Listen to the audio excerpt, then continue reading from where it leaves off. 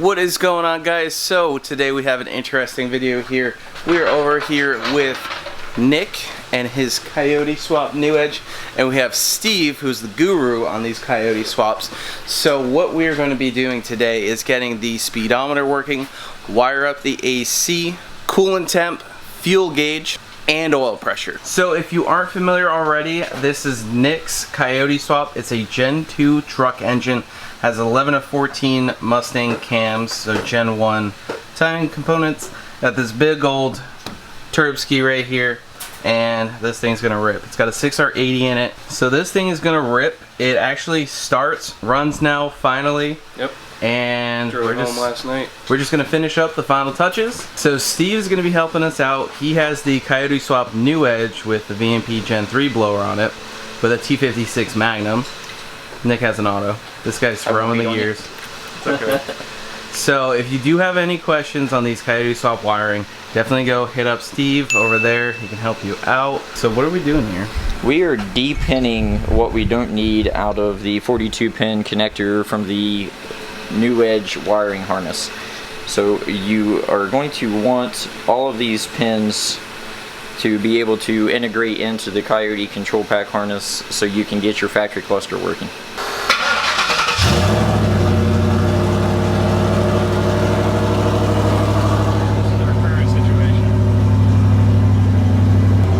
Well, if you can hear me, you can see we have no RPM, no speedometer, oil pressure doesn't work, and battery voltage does work. So we're gonna get all that working today, and it'll be ready to rip. So basically, this is your normal engine harness that goes right over there, pin out off of this, since it's not actually used for the engine harness, but the PCM still picks up the signal off of here. So you then take everything else that you don't need off this, then we wire this in. This is needed for the RPM to convert it over for the factory cluster. And basically we run each one of these wires out to the individual sensors or signals, and then things start working.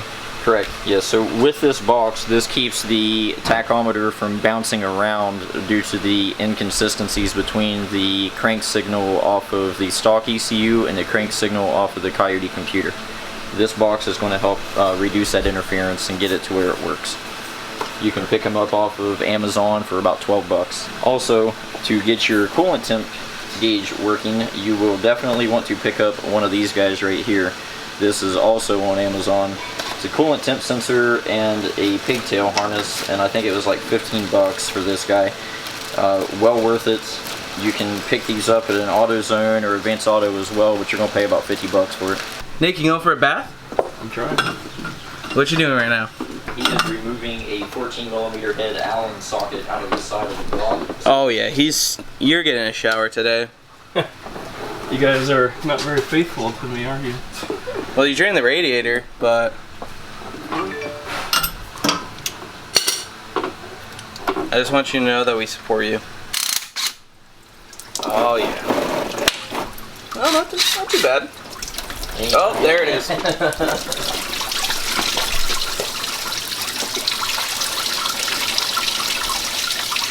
Juicy. Still dry? Yeah. My hand's a little wet. Alright, so now that Nick's got the block antifreeze plug out, and it's located right in behind your oil filter housing, guys.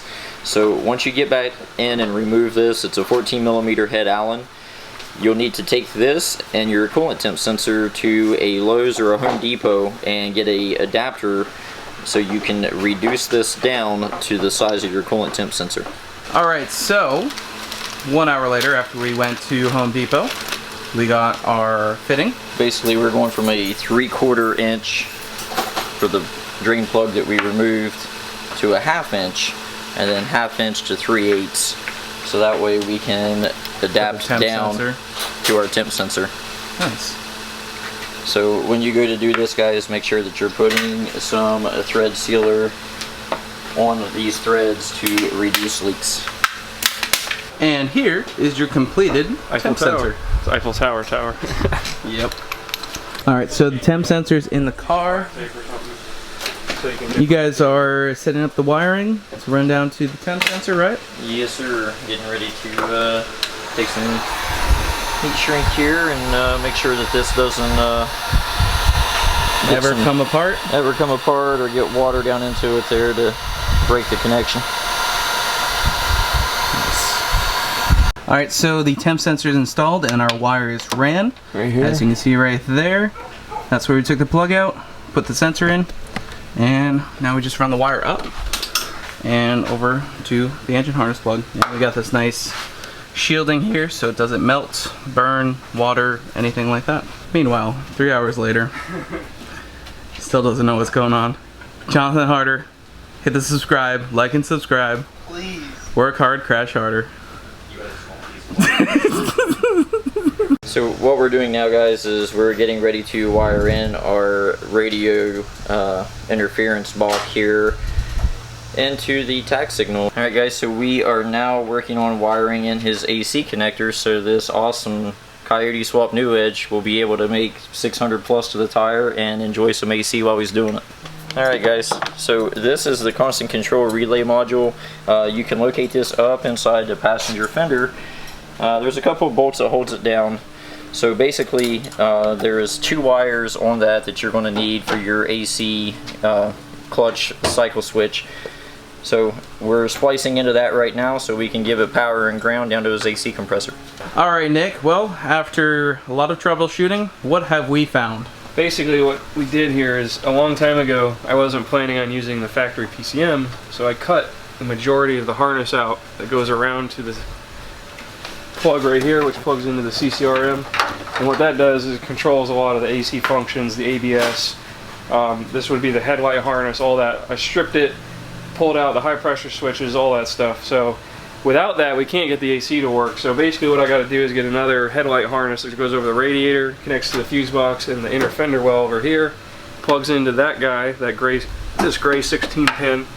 Once we get that all back in the car, then everything should work properly how it should. It's all wired, ready to go. The PCM is not getting power currently. When we hook all this stuff back up, it should enable the grounds that we're all missing to come back online and give the PCM its power on system. Perfect. So, we will continue this in the next clip for us. Maybe a few days. For you guys, 1 second. Yep. What is going on, guys? So we're picking up this video from the other day of working on the Coyote swap, and I haven't done a good job of hyping this up yet, but you guys are going to see it. I am going to tease the hell out of you guys, and you guys are going to hate it, but I got the bullet back and it's almost done with the wrap, but I cannot reveal anything about it until it is complete and you guys get to see it complete. So we're gonna go walk to the car and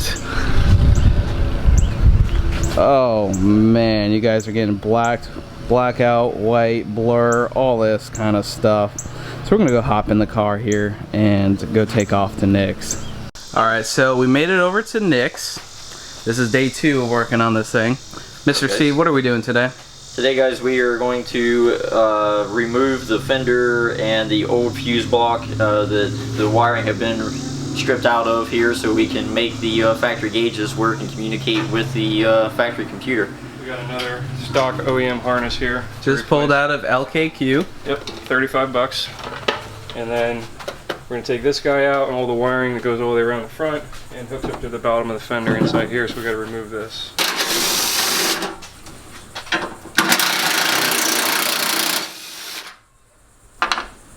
You hold that hood for me? One fender off. Yep. Good old turb ski. So this harness right here is what's going to be taken out. A big old turb ski. Big old turb ski. Made 666. Yep, 10 pounds. Sign of the devil. It is the devil car. Alright, so here's the old harness, fuse box, all that. And here is the new one from LKQ. A fresh delivery of a 2-valve. If anyone wants to pull the transmission out of that car and deliver it to me, And the I'd motor. appreciate it. Motors in there too. I hate pulling things from underneath cars at LKQ. It's in the sand. We all learn somewhere, Andrew. It's in the sand. The cars are spoiled. the cars are sketchy, man. I don't like getting under them. I've done so much grunt work with hand tools at LKQ.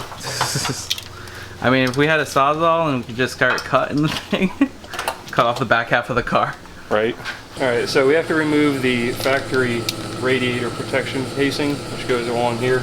Now my bigger radiator, I have a Fluidine in here, so it doesn't exactly fit. So we're just going to take this, tape it back up, loom it, and stick it under here. And then that way we have enough room, just so you guys know what you're looking at here. This goes right along here and push tabs into the fire wall, or I'm sorry, the radiator support. That'll fit, actually. That's actually nice. Yeah, that is. All right, so she's all cleaned up. Got it wrapped up and then loomed. So we're going to put it back in, tuck it, and then start connecting the other side over there. Sweet, and then we should have some gauges, right? Yeah, we should. Most of the gauges. We still got to hook up the fuel gauge and speedometer. Yep, that's it. That's it. So we should have tack after this, Yep. which will be nice. All right, so in theory, everything is plugged, grounded, and routed through here. So now the PCM should power on and we should see odometer. Yes, sir. And if we see that, then we'll put compressor housing back on and start her up. And it should have tack. Should have tack. The only thing we'll need to finish up will be our fuel gauge and speedometer. All right, let's see.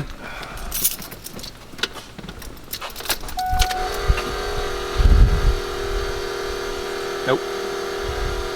Smiling at the work. Please hold. While we figure out some more junk. Found issue. Forgetting to plug in wires again. It's okay. That's good. It's when you can't find issues. That's when it's bad.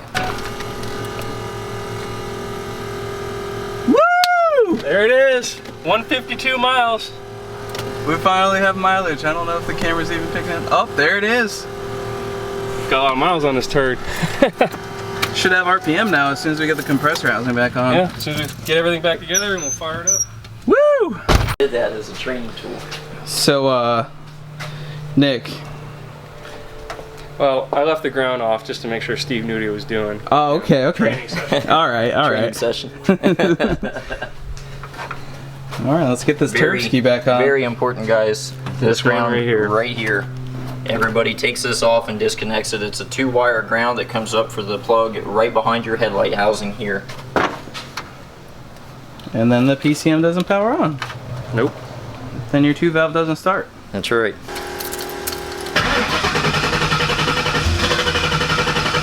Uh-oh. Did we unhook something? Probably. Alright, ground on the fender Yep. was not on. Always check your grounds, kids. They're important. See? Whoa, it works! Now let's see if it's accurate. RPM is working. Hell yeah.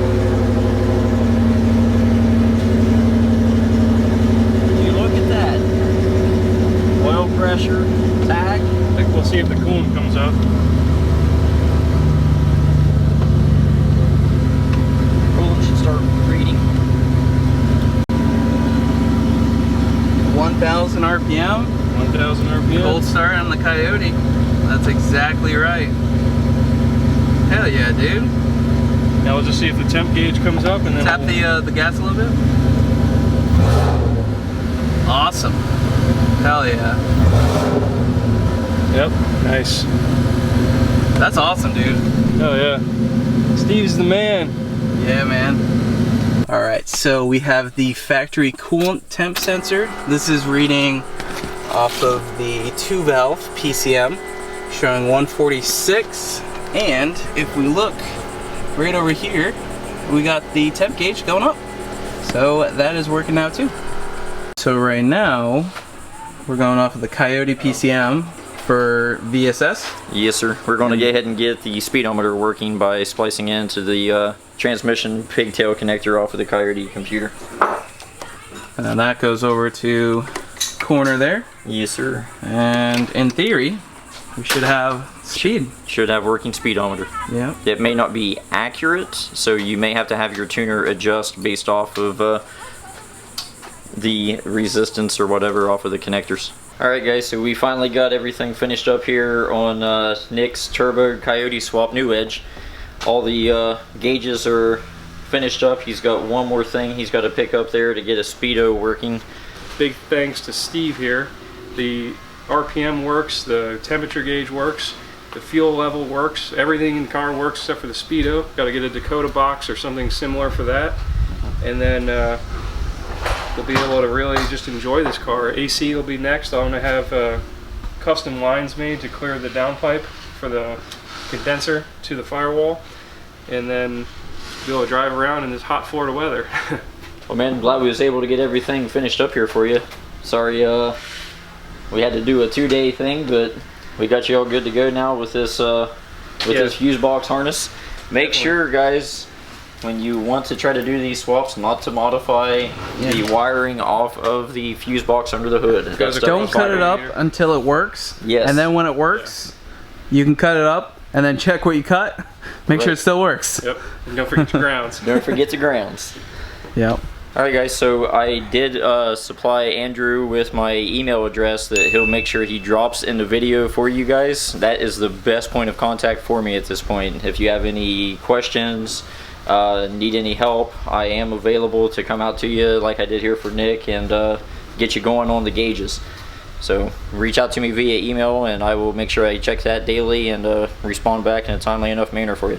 Alright, so that about wraps it up with the car. I can't wait to see this thing rip down the track, but now Nick has RPM and all sorts of other gauges. He just has to get the speedometer, the Dakota digital box. But it's going to be super cool to see this thing go down probably 10 or 9 second, quarter mile. We're shooting for mid-nines. So, I mean, just the way it sits with a stock converter, I think it's going to move out. So I can't wait to see that. Hope you guys stay tuned for that. And if you want to follow Nick's Instagram, it'll be right here. Slap the like button down below, leave a comment, let us know what you think, and subscribe if you are new.